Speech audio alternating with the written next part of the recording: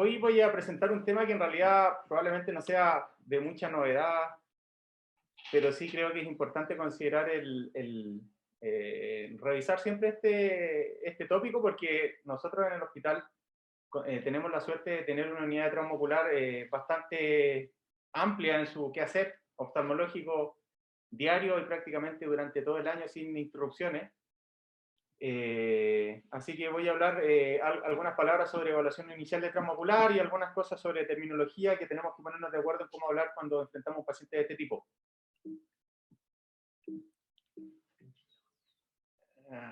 Ahí sí. Bueno, este es un poema de Neruda que en realidad es bien cortito, la oda al ojo, donde habla de cómo una pequeña interrupción en nuestra vida normal puede generar un verdadero desastre en los sentidos, especialmente, como dice él aquí, una pequeña mosca, una arenilla, cualquier cosa en el ojo para nosotros es terrible, imagínense para nuestros pacientes. Por lo tanto, debemos tomarle el contexto de qué significa sufrir una patología traumática ocular, lo cual no deja de ser importante. Cuida el ojo. Cuide el ojo, exacto, ese dice al final.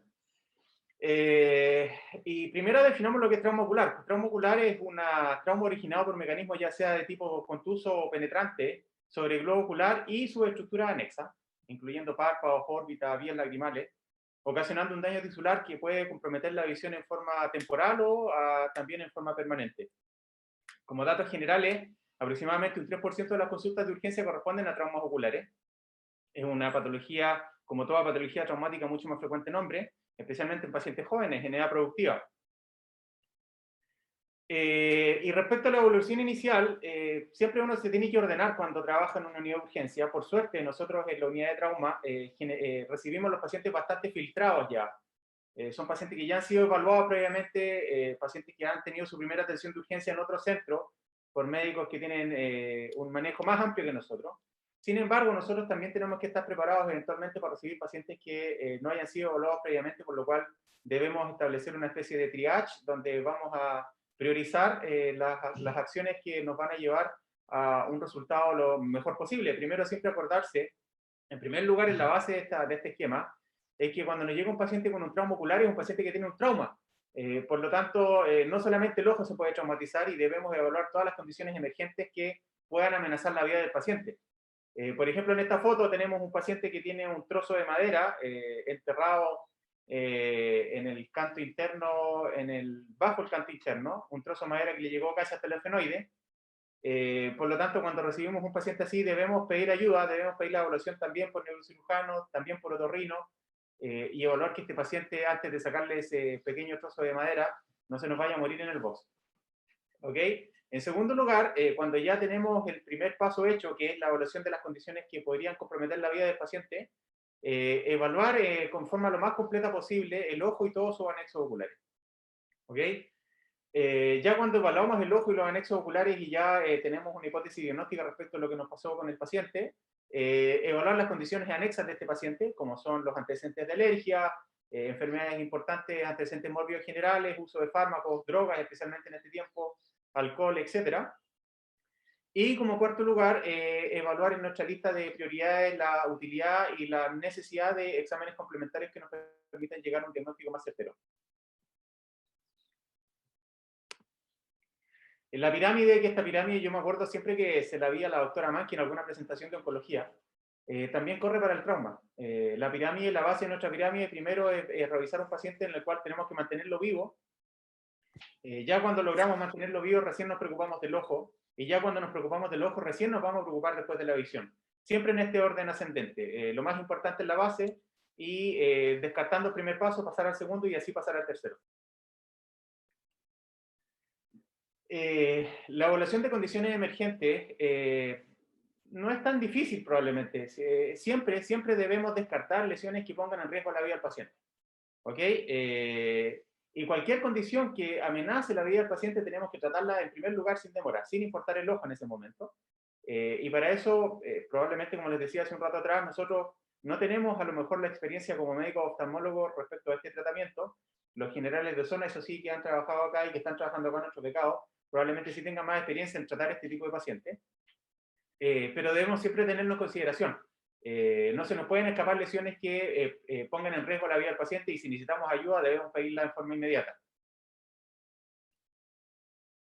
En segundo lugar, una vez que ya evaluamos la condición general del paciente y el paciente lo tenemos en condiciones de poder ser evaluado desde el punto de vista oftalmológico, debemos evaluar ya, entrar en el terreno, digamos, que nos atañe a nosotros, que es examinar el ojo y las estructuras anexas oculares. Y aquí también probablemente tenemos que establecer una pirámide y debemos establecer las lesiones que requieren una identificación y un tratamiento inmediato. En general, si alguien me quiere corregir, por favor, lo puede hacer. En general, yo considero que las dos lesiones urgentes en el ojo, que no requieren ningún tipo de postergación, son en general las calcificaciones que por suerte por no suerte, no sé cómo decirlo en realidad, a nosotros en general al auto nos llegan ya con algún tratamiento previo, o sea, las calcificaciones nunca nos llegan en fresco, ¿ya? Pero sí estas lesiones llegan en los servicios de urgencia, donde eventualmente el tratamiento debe ser inmediato, no puede ser postergado. No podemos esperar que lo vea un colega con más experiencia, sino nosotros debemos actuar en forma inmediata. Y en segundo lugar, quise colocar también el síndrome compartimental orbitario, que también considero que eso sí nos llega muchas veces a nosotros, que son lesiones que requieren un tratamiento inmediato en el mismo box de urgencia, por el riesgo, digamos, de la pérdida visual permanente si no actuamos en forma precoz. Y cuando evaluamos la consideración del ojo y la estructura anexa oculares, siempre, y yo esto siempre se lo digo a los becados, siempre debemos consultar respecto a la historia de cómo fue el mecanismo de trauma. Esto nos puede dar pistas que a veces nos permite ir dirigidamente a buscar algunas lesiones específicas que muchas veces pasan desapercibidas cuando no somos lo suficientemente acuciosos en el mecanismo de trauma. Especialmente esto lo digo porque es típico que llega un paciente que le saltó un cuerpo extraño al ojo y no le damos mucho interés, digamos, encontramos cuerpo extraño y listo, se acabó el tema. Pero también hay historias de pacientes que llegan con un cuerpo extraño que no se lo encontramos. Y que han hecho este mecanismo que ven en la foto ahí de martillar metal contra metal. Está una señora que está partiendo un palo de leña con un gran hacha y con un combo, o sea, le está pegando al hacha, a la cacha del hacha con el combo, y sin protección, como ven ustedes ahí. Esto es un mecanismo bastante frecuente de expulsión a alta energía de pequeñas partículas metálicas que pueden ocasionar un daño ocular impresionante, y eso lo podemos ver después en algunas fotos que les voy a mostrar. Siempre en la historia es muy importante tomarla con dedicación, dedicarse a preguntar antecedentes específicos respecto a nuestra sospecha, y esto eventualmente nos va a dar alguna dificultad, por ejemplo, en pacientes niños que han tenido mecanismos traumáticos o en pacientes que tienen trauma que no nos permiten, digamos, aportar una historia confiable. Y este estudio lo quise colocar, que este es un estudio que ya tiene sus años, tiene 18, 19 años, el estudio del doctor Kuhn, donde hubo un consenso internacional respecto a cómo nombrar los traumas oculares, porque antes de esto había una mezcla de conceptos, los estudios hablaban de mecanismos contuso penetrantes, ruptura, etcétera, y nadie se ponía de acuerdo en realidad cuáles eran los mecanismos específicos que nos pudieran normalizar de alguna forma para hablar del mismo idioma y entendernos todos de la misma forma. Y el año 2002, el doctor Kuhn con varios doctores más hicieron un consenso respecto a cómo nombrar tener una nomenclatura en común respecto a los traumas oculares. Fundamentalmente, en el lado izquierdo de la diapositiva, ustedes ven, estoy hablando de conceptos que se hablan en los trabajos que debiéramos hablar nosotros de la misma forma. Y en el lado derecho, como la explicación del concepto. Por ejemplo, en la nomenclatura de trauma ocular, cuando hablamos de globo ocular, cuando hablamos globo abierto, globo cerrado, etc., estamos hablando básicamente de la córnea y de la esclera, que son la pared ocular que se puede ver dañada en forma parcial o total, según sea el caso, que lo vamos a ver después. Pero cuando hablamos de globo ocular estamos hablando fundamentalmente de córnea y esclera, que es en el fondo la pared, el continente del ojo, ¿ok? Cuando hablamos de injuria de globo cerrado, son heridas que pueden ser heridas o no, pero que son de espesor parcial si es una herida en la pared ocular. O sea, injuria de globo cerrado significa cualquier trauma que genere una herida en la pared del ojo sin comprometer el espesor completo del ojo, ¿ok? O pacientes que no tienen heridas en el ojo, pero tienen una injuria de globo cerrado como una contusión. Cuando hablamos de injuria de globo abierto, hablamos, al contrario, de heridas necesariamente y que, por definición, comprometen el espesor parcial del globo ocular, o sea, o de la córnea, de la esclera, o de ambas, ¿ok? Cuando hablamos de contusión, hablamos de pacientes que tienen una herida, no, pero si tienen una herida va a ser de espesor parcial porque no tienen un compromiso de la pared ocular en su totalidad. Cuando hablamos de laceración laminar o lamelar, es un concepto que a veces confundimos. Las heridas lamelares o laminares son heridas que comprometen la pared ocular, pero no son espesor total, son heridas de espesor parcial. O sea, el concepto de laceración, por lo menos desde el punto de vista, nosotros los que hablamos español, digamos, hablamos de laceraciones cuando hablamos de heridas de espesor parcial. Sin embargo, en la literatura anglosajona, ellos hablan de laceración como también de compromiso del espesor total. Por lo tanto, debiéramos nosotros hablar de laceraciones laminares o lamelares para hacer el énfasis en que es una herida que no penetra el ojo. Cuando hablamos de ruptura, hablamos que son heridas por definición de espesor total, y después vamos a hablar un poco de los mecanismos que suceden por esto. Cuando hablamos de laceración, y aquí quiero hacer la salvedad a lo que le decía recién con la literatura anglosajona, ellos hablan de laceración cuando es una herida de espesor total. Por eso la diferencia. Debemos hablar de laceración y no debemos confundirla con una laceración lamelar, en la cual tenemos solamente una capa y no un espesor total comprometido en la pared del ojo. Hablamos de injuria penetrante cuando tenemos una herida de entrada, como una herida penetrante ocular, y hablamos de injuria perforante cuando tenemos una herida de entrada y a su vez una herida de salida. O sea, tenemos dos heridas en el tipo de herida perforante. Teniendo este concepto claro, la clasificación habla fundamentalmente, para entenderlo de una forma simple, que en el trauma ocular tenemos dos tipos de traumas oculares que los podemos dividir en traumas abiertos o traumas cerrados. Los traumas cerrados, como vimos recién, son traumas en el cual no tenemos un compromiso completo de la pared ocular, sino que tenemos o no tenemos compromiso en la pared o tenemos un compromiso de espesor parcial. Y en los traumas abiertos, a diferencia, tenemos una herida o un trauma que genera una herida de la pared ocular que es necesariamente de espesor completo. ¿Ok? Cuando hablamos de trauma cerrado, tenemos dos lesiones fundamentales que son la contusión o la laceración laminar. La contusión es un mecanismo traumático contuso que no genera heridas de la pared ocular, pero sí puede generar un daño importante intraocular. Y las laceraciones laminares, que son aquellas heridas que no comprometen el espesor completo. Y en las heridas abiertas tenemos las laceraciones, que son lo que les decía recién, que en el concepto anglosajón son heridas necesariamente de penetración al ojo o son heridas que comprometen la pared del ojo en su totalidad, o tenemos los estallidos o lo que hablan ellos como ruptura. ¿Ok? Y en las laceraciones, que son lo más frecuente que vemos nosotros en la práctica clínica en la unidad de trauma ocular, en las laceraciones tenemos las heridas penetrantes oculares, tenemos las heridas con cuerpo extraño intraocular o tenemos las heridas perforantes. Hablando de penetrante, que es una herida con solamente un sitio de entrada, cuerpo extraño intraocular lo toman como un concepto aparte por la implicación terapéutica futura y el pronóstico de este paciente, y las heridas perforantes, que son aquellas que tienen puerta de entrada y puerta de salida. Y en negro están fundamentalmente los conceptos que más manejamos en la clínica. Por eso no puse la laceración en negrita, porque la laceración, nosotros rara vez hablamos de eso cuando hablamos de trauma ocular penetrante, sino que hablamos directamente de una herida penetrante ocular, o de una herida perforante, o de un estallido o ruptura, que es lo mismo, de una contusión y eventualmente de una laceración laminar.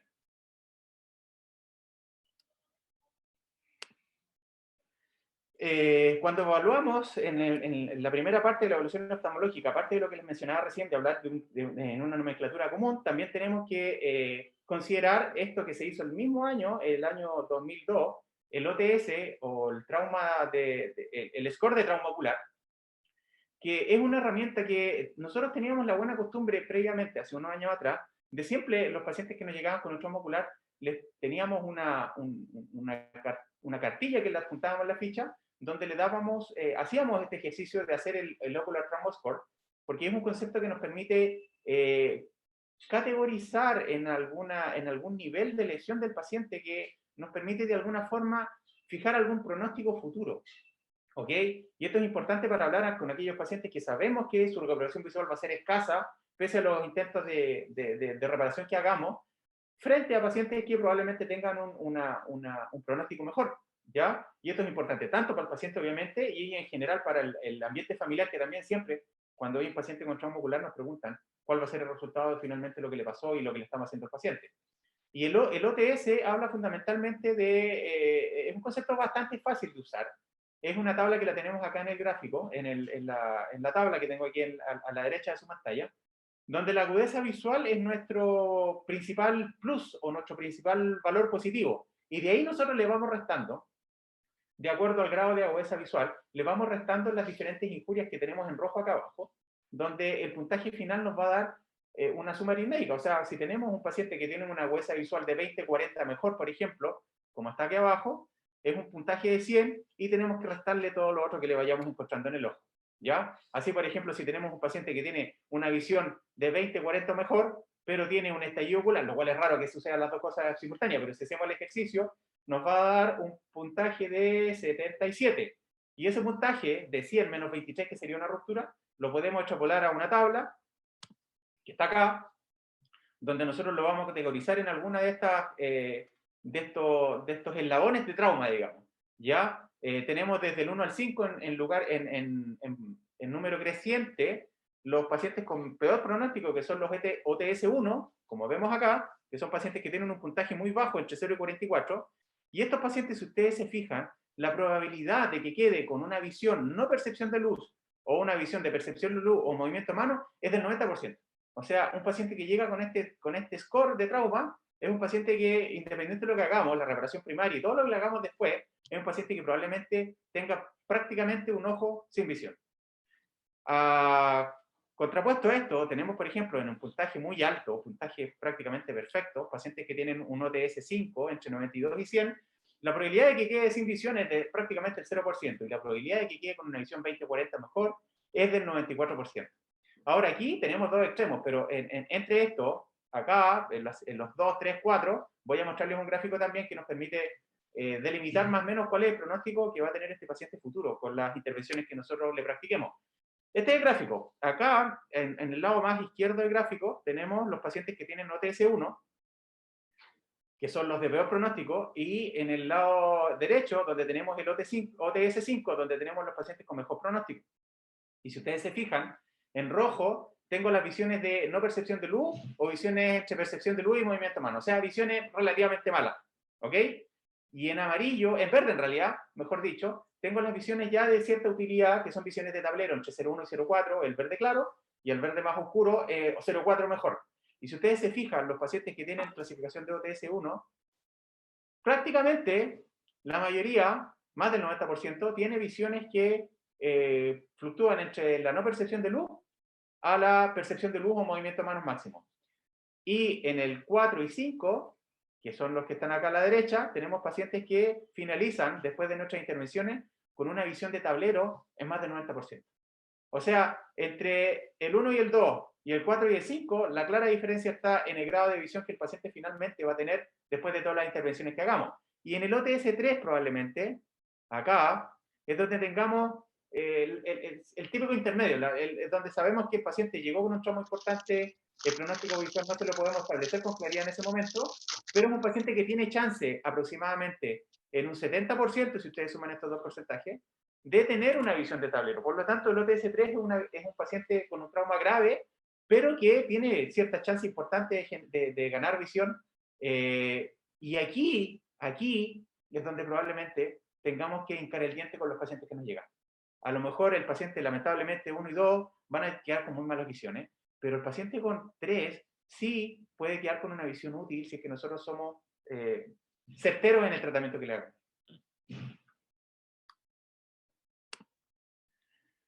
La evaluación del ojo y anexos, que es el segundo punto, todavía vamos ahí. Este es un esquema bien útil para determinar la cuantía del trauma y el pronóstico futuro que también quiere tener este paciente. Nosotros dividimos el ojo en 3 zonas, fundamentalmente cuando tenemos heridas abiertas o penetrantes. En la zona 1, que es la zona que compromete hasta la esclera, o sea, compromete todo lo que es córnea y limbo.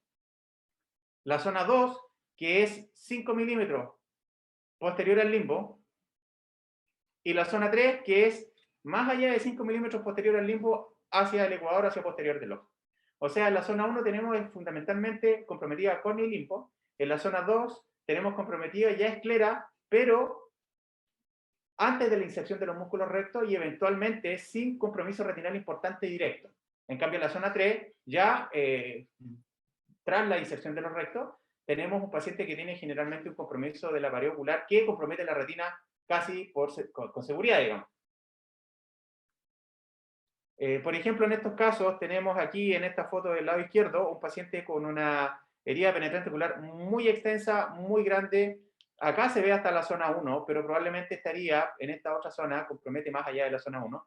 Y obviamente si vemos a este paciente con pérdida de tejido iridiano hacia el exterior, con una pérdida de la arquitectura completamente de la córnea, es un paciente que tiene un pronóstico bastante reservado. ¿Ya? En esta otra foto, tenemos en la foto del lado derecho, un paciente que tiene una herida penetrante ocular por esta discoria y esta herniación de iris a inferior en la zona limbar, y este paciente en general tiene buen pronóstico. Tiene, si le hacemos el OTS, probablemente este paciente tenga un puntaje no malo, y si vemos las zonas de compromiso del trauma, tenemos un paciente que tiene compromiso zona 1, por lo tanto, es un paciente que eventualmente la chance de que quede con una visión útil, funcional, es bastante importante, ¿ya? En esta foto del lado izquierdo, lo mismo, una herida penetrante ocular corneal, con herniación de iris, probablemente con una catarata, no lo puedo ver bien en la foto, pero compromete hasta zona 1, por lo tanto este paciente igual tiene un pronóstico que no es malo, si lo hacemos de buena forma en la reparación de este caso. Y en el lado derecho tenemos un paciente también con una herida penetrante ocular corneal, con una herniación de iris, de una extensión importante, pero también probablemente que compromete solamente hasta la zona 1. Por lo tanto, también es un paciente que tiene un pronóstico visual mejor. Lo mismo acá, también una herida penetrante ocular limbar con herniación de iris, con una discoria secundaria a la herniación de iris por la herida. Y en este caso, también, pero aquí tenemos una mezcla un poco más rara, porque es una herida probablemente de una extensión importante, porque tenemos una gran cantidad de tejido iridiano herniado por la herida, tenemos un enfisema traumático, probablemente un compromiso cristalino también. Pero también eventualmente este paciente tiene compromiso hasta la zona 1, por lo tanto el pronóstico tampoco es tan malo y también tenemos que jugarnos porque esta reparación sea lo mejor posible en un primer momento. Sin embargo, aquí tengo el ejemplo contrario. Aquí tenemos dos sendos estallidos o rupturas oculares, en el cual en este ojo, que ya no le queda mucho ojo, probablemente aquí tenemos el cuerpo ciliar expulsado por la herida, y en este otro ojo tenemos un gran estallido a nivel del limbo. Y estos son pacientes que, si le hacemos el OTS de entrada, tienen un puntaje muy malo. Si lo catalogamos en la zona del trauma, son pacientes que tienen muchas veces zona 3 también comprometida, 1, 2 y 3 a veces incluso, y con un pronóstico visual muy, muy pobre. Esta paciente llegó al auto un día así, como dijo, doctor, me pegué en el ojo y como que me salió una cosa espesa y la tengo ahí colgando. Llegó con el cristalino. Este paciente, pese a esta cuantía, que si ustedes lo ven así, llegando al box de esta forma, uno dice, chuta, pues no tiene tan mal pronóstico. Es un paciente que generalmente podemos resolverle su problema, podemos eventualmente a través de futuras reintervenciones darle alguna calidad visual útil, o por lo menos de tablero. No me acuerdo cuál fue el mecanismo de este paciente, pero es raro en todo caso. O sea, un paciente fáquico, normal, sano, tenía 35 años, y llegó con el cristalino, creo que se enterró algo en el ojo, y se luxó cristalino con el mismo mecanismo de la herida penetrante. Me parece que fue así. Y cuando hablamos de trauma cerrado, a diferencia de las fotos que les mostraba recién, el trauma cerrado hay que entenderlo como un mecanismo distinto, porque es diametralmente opuesto, más que el pronóstico, el tratamiento de estos pacientes. Muchas veces estos pacientes que tienen trauma cerrado, nuestra primera aproximación no es quirúrgica, sino que es más bien médica, y el mecanismo de trauma se produce en general por un trauma de tipo contuso, con un objeto romo, que es capaz de deformar la estructura ocular en una cuantía importante que genera, sin generar una ruptura del ojo, sí genera rupturas de estructuras intraoculares. ¿Ok? El acortamiento del diámetro anteroposterior y la elongación del diámetro ecuatorial hace que todas las estructuras anulares del ojo, que las vamos a ver ahora en una diapositiva que viene después, se elonguen de tal forma que no aguantan la tensión y se terminan rompiendo. ¿Ok? Y este es un concepto que siempre me gusta comentar con los chiquillos cuando pasan por la auto, que son 7 anillos anatómicos que existen en el ojo, que son los que generalmente uno tiene que ir a buscar el compromiso de ellos cuando hay un trauma contuso.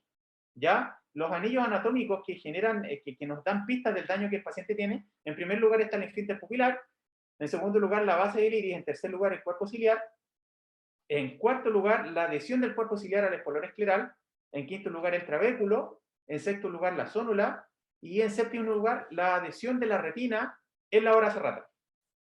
Entonces, cuando tenemos esta elongación de estos anillos y ruptura parcial de estos anillos, ¿qué consecuencias tenemos? Si el esfínter se nos rompe, tenemos una rotura del esfínter, que es un signo claro de un trauma ocular contuso. Si tenemos una ruptura de la base del iris, tenemos una iridodiálisis, que también lo solemos ver con cierta frecuencia en el auto. Si tenemos una ruptura del cuerpo ciliar anterior, tenemos una recesión angular, que nos va a llevar a un glaucoma traumático eventualmente. Si tenemos una ruptura de la adhesión del cuerpo ciliar al espolón escleral, podemos tener una ciclodiálisis que nos puede llevar a una hipotonía. Si tenemos una ruptura del trabéculo, las rupturas trabeculares también nos pueden llevar al glaucoma traumático. Si tenemos una ruptura en la zónula, obviamente vamos a tener una luxación o subluxación de cristalino. Y si tenemos una rotura de esta base de adhesión de la retina en la hora serrata, vamos a tener lesiones de tipo retinal como desprendimiento de garro o diálisis retinal. Por lo tanto, cuando tengamos un trauma contuso, acordémonos de los anillos y busquemos estas lesiones en el ojo en un paciente que tuvo un trauma de tipo contuso, que por definición es un trauma cerrado. Y aquí tenemos algunas fotos. En la foto del lado izquierdo tenemos un paciente con un ifema de 10 milímetros. El ifema siempre midamos en milímetros en altura, más que en porcentaje. En la foto del lado derecho tenemos también un paciente con un ifema de aproximadamente 4 milímetros de altura, que son traumas de tipo contuso, son sangrados que se producen en la raíz del iris, en el trabéculo, que generan esta presencia de sangre en la cámara anterior. En la foto izquierda acá tenemos una gran iridodiálisis que compromete prácticamente 6 horas de la inserción del iris, o 180 grados. Y en la foto del lado derecho tenemos un paciente con una subluxación de cristalino también por un trauma ocular de tipo contuso, cerrado. Este paciente del lado izquierdo es un paciente también víctima de un trauma contuso. Sin embargo, este paciente tenía un lente un lente de fijación iridiana, un Artisan, que si ustedes se fijan como van capturados en el iris, estos lentes a veces con traumas no de mucha intensidad muchas veces, se pueden soltar y pueden terminar acá. Esto hay que pesquisarlo en estos casos, porque este lente cuando se suelta es muy deleterio con el endotelio. Este lado que queda suelto acá empieza a generar un daño endotelial precoz, digamos, y he visto pacientes con córneas descompensadas porque los lentes no están bien sujetos en una de sus patas. Bueno, en esta otra foto tenemos un paciente también con un ifema, con un trauma ocular contuso. Y este es un caso extremo, también llegó al auto hace un tiempo atrás. Este no es un trauma abierto, pero es tan malo o peor que un trauma abierto. Un paciente que tuvo una luxación ocular secundaria a un trauma, creo que fue una agresión por tercero, donde le metieron los dedos al ojo y finalmente se lo terminaron sacando. Y este ojo, pese a no estar abierto, es un ojo que prácticamente no tiene ningún futuro. O sea, la desinserción de los músculos fue completa, el nervio óptico probablemente esté abulsionado, es un ojo que llega sin visión y la reparación anatómica es lo único probablemente que nos vaya a prestar alguna utilidad, pero este es un OTS ya cero y una visión cero desde el comienzo hasta el final, y probablemente con pérdida del ojo. Y cuando hablamos de los anexos, perdón, el ojo, también tenemos que acordarnos de los anexos, acordarnos de los párpados, acordarnos de las vías lagrimales, de las fracturas orbitarias, etc. Porque también, pese a que no nos lleva un compromiso funcional visual importante, eventualmente este tipo de lesiones, sí nos puede llevar a un compromiso anatómico estético de cierta importancia. ¿Ok? Así que siempre también tenerlo en consideración, como este paciente que tenía una herida del tarso superior con una herida abierta del tarso completa, una fractura prácticamente completa del tarso. Este tarso que se ve acá es la parte más medial, creo, del tarso, y la parte más lateral está aquí mismo, pero está invaginada, está hacia adentro del ojo. No es que la haya perdido, porque al meterlo al pabellón y armar de nuevo el párpado, el resto de tarso que falta acá está como luxado hacia adentro. Y se puede rescatar, se hace una sutura, y estos pacientes en general, pese a esta espectacularidad del trauma, son pacientes que quedan bastante bien. El párpado es una estructura bastante agradecida con la cirugía y con la reparación primaria. Este paciente es otro, no es el mismo que le mostré en la primera. Este también tenía un palo en el ojo. Y este paciente también, fíjense ustedes, el palo de este porte, si ustedes se fijan, estas gasas son grandes. Estas gasas son bien grandes. Y este palo se lo sacamos de acá.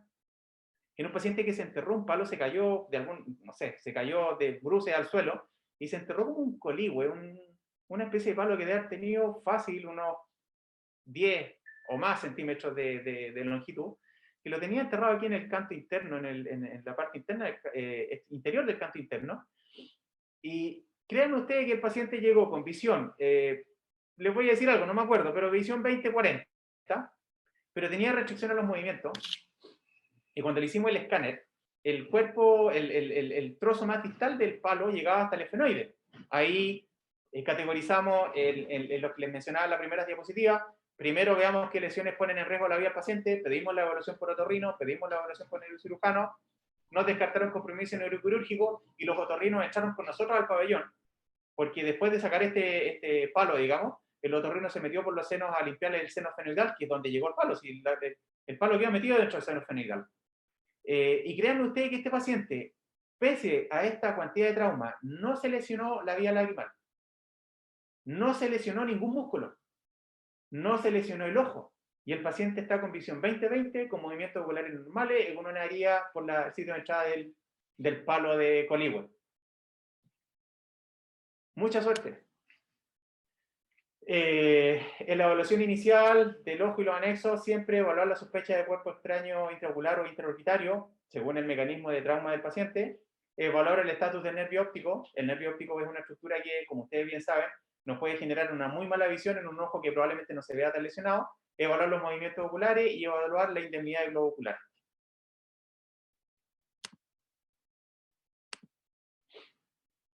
En los casos que corresponda, descartar siempre la presencia de un cuerpo extraño intraocular. En este escáner que vemos acá, vemos un pedazo de metal dentro del ojo, perdón, me fui. Vamos a volver acá. Un trozo de metal dentro del ojo, en un paciente que tiene una herida penetrante ocular, con una puerta de entrada clara, que fue creo que por la córnea. Y la historia es la misma de siempre. ¿Qué estaba haciendo? Estaba martillando. ¿Pero qué estaba martillando? Generalmente son pacientes que martillan o pican con un cincel de metal, el cemento, el concreto, con un martillo que tiene una cabeza de metal. ¿Y qué es lo que le salta? El paciente siempre piensa que le salta una piedra. De hecho, los médicos muchas veces dicen le saltó un pedazo de piedra, parece, pero lo que salta en realidad es el metal. Y ese metal es el que ingresa al ojo, digamos, y queda ahí. Tenemos este mecanismo típico donde tenemos el paciente cincelando una muralla con un martillo y un cincel de metal. Protección. Sí, protección obviamente. Alto índice de sospecha y hacer un examen oftalmológico profundo porque a veces estas lesiones no son tan evidentes como nosotros creemos. Este paciente que está acá es un paciente que lo evaluamos hace como 7 años atrás.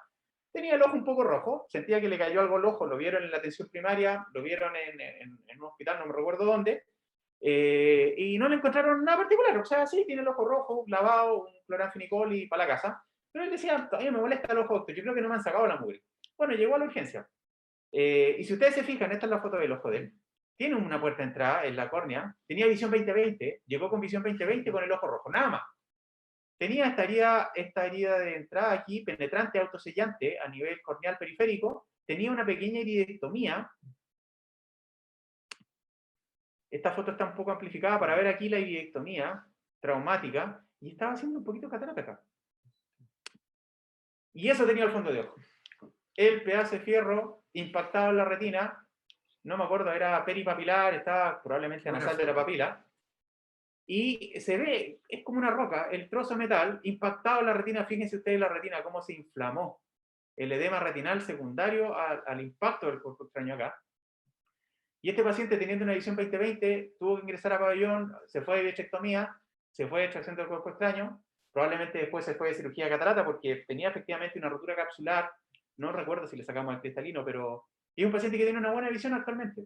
Por lo tanto, el índice de sospecha en este caso es muy, muy importante. Hacer el diagnóstico y someter al paciente a la intervención necesaria para recuperar su visión. Este es un caso igual, es lo mismo, pero este es un paciente que ya llevaba tiempo. Tenía una iridectomía traumática, de hecho ni siquiera se le ve la puerta de entrada de la córnea, no sé dónde está acá, o no la veo por la foto. Y acá tiene una rotura capsular probablemente y una catarata sectorial secundaria a un cuerpo extraño intraocular. Este paciente consultó después, y no consulta al tiro. Un paciente que no se sospechó el trauma, no se sospechó la lesión que tenía y llegó ya con las consecuencias del trauma. No me acuerdo si tenía siderosis este paciente, pero también hemos visto pacientes con historias como esta que llegan con siderosis bulbi. Lo mismo acá, una puerta de entrada pequeña, una iridectomía pequeña, una catarata pequeña y un cuerpo extraño también pequeño, pero dentro del ojo. Y a veces no necesariamente el cuerpo extraño ingresa. Este es un paciente que también estaba haciendo lo mismo y martillando metal contra metal le quedó aquí enterrado el cuerpo extraño en la esclera. En estos casos, por experiencia se los digo, creo que es mejor muchas veces, pese a que está al alcance de la mano, hay que ser muy acucioso en descartar que este cuerpo extraño no haya penetrado al ojo, porque vemos ahí la punta del iceberg, no sabemos cómo es para adentro, si está más profundo el cuerpo extraño, y ahí pidamos todo lo necesario. Hagamos fondo de ojo, pidamos un escáner, etc. Porque este paciente, eventualmente, la extracción de este cuerpo extraño debiéramos hacerlo en pabellón, ¿ya? Por el riesgo de que tengamos pérdida de vitrea al sacar el cuerpo extraño y por la necesidad eventualmente de colocar antibiótico intravítrea, de hacer un aseo ocular profundo y además suturar la herida. Y estas fotos se las quise traer a colación. Esto yo no lo había visto nunca. Hasta el estallido social en octubre del 2019.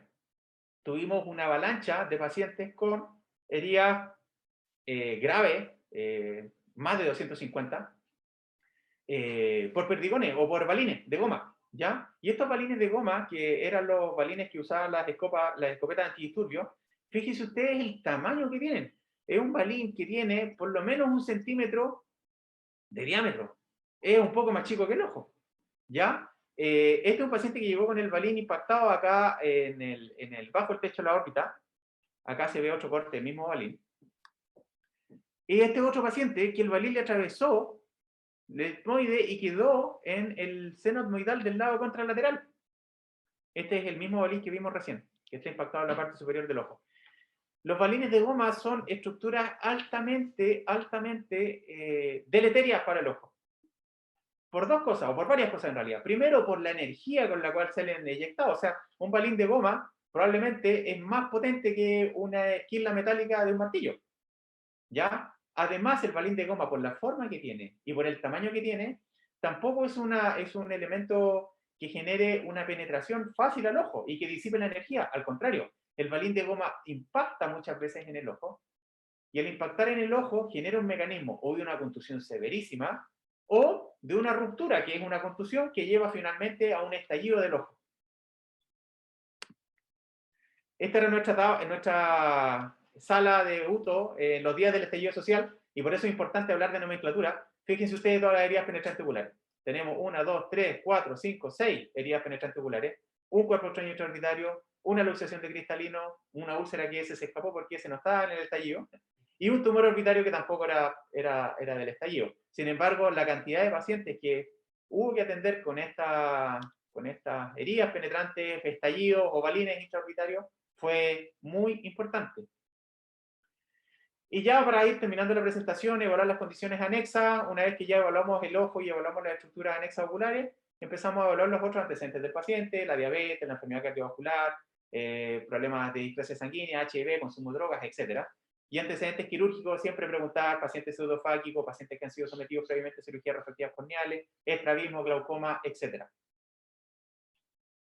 Exámenes complementarios, como cuarto punto y último, pedirlo siempre que necesitemos ratificar alguna sospecha diagnóstica que tengamos, y ahí tenemos radiografías de órbita, escáner de TAC de órbita en el caso de que sospechemos cuerpos extraños intraoculares, ecografía B-scan en el caso de que no encontremos cuerpo extraño y queramos descartar otras lesiones, bueno, y los exámenes habituales de sangre y pruebas serológicas en el caso necesario.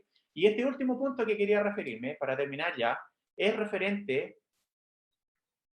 Primero voy a hablar de la conducta. Ya tenemos al paciente evaluado, sabemos todo lo categorizamos en alguna de nuestros OTS del 1 al 5, sabemos lo que tiene, lo categorizamos en tramo abierto cerrado, etc. Y debemos resolver en ese momento qué vamos a hacer con el paciente. Primero, definir qué urgencia quirúrgica tiene. Segundo lugar, otorgar la profilaxis antibiótica necesaria en los traumas abiertos, el sello estéril obviamente. Y como último punto quería referirme a esto, que hasta yo personalmente tampoco me preocupo de eso, porque creo que los pacientes en las urgencias los tratan por estas razones mejor que nosotros, pero debemos consultarlo, que es respecto a la profilaxis antitetánica. Muchos de los pacientes que tienen traumas oculares, que tienen heridas en otras partes o tienen heridas perioculares también, debemos saber cuál es el estado de su profilaxis antitetánica, especialmente con el problema, no con el problema, especialmente con el tema de la inmigración actual que tenemos en Chile, porque antiguamente sabíamos todos que estábamos vacunados, ¿ya? Y probablemente teníamos hasta el calendario de vacuna en internet. Pero actualmente, cuando recibimos pacientes haitianos, por ejemplo, y no sabemos qué vacuna han recibido en su vida, debemos sospechar y hacer una evaluación respecto a este tema, porque no se nos puede escapar un tétano. O sea, el tétano es una patología que yo nunca he visto, yo creo. ¿Ya? Pero esa foto del epistótono es impresionante. Y he buscado fotos en internet de pacientes con epistótonos reales y existe. ¿Ya? Y hay que categorizarlo y evaluarlo en la medida no en la medida de lo posible, sino que hay que hacerlo. ¿Ok? Y este esquema que está acá, lo pueden buscar en la página del Ministerio de Salud respecto a la profilaxis antitetánica, nos categoriza a los pacientes si tienen heridas limpias o sucias y respecto a si han tenido profilaxis antitetánica en los últimos 5 años, entre 5 y 10 años, más de 10 años. Y eso nos va a permitir categorizar si este paciente requiere algún refuerzo del toxoide tetánico o requiere inmunoglobulina tetánica. Y los pacientes que no tenemos antecedentes de vacunaciones, como son pacientes a veces inmigrantes que no lo sabemos, debemos eventualmente aplicar toxoide tetánico en todos los casos y eventualmente en heridas sucias, incluso inmunoglobulina antitetánica. Por lo tanto, también tengámoslos presentes. Por ahí, en alguna parte, de que el tétano existe y de que pacientes que tienen traumas oculares severos, muchas veces debemos hacer la pesquisa de este tema.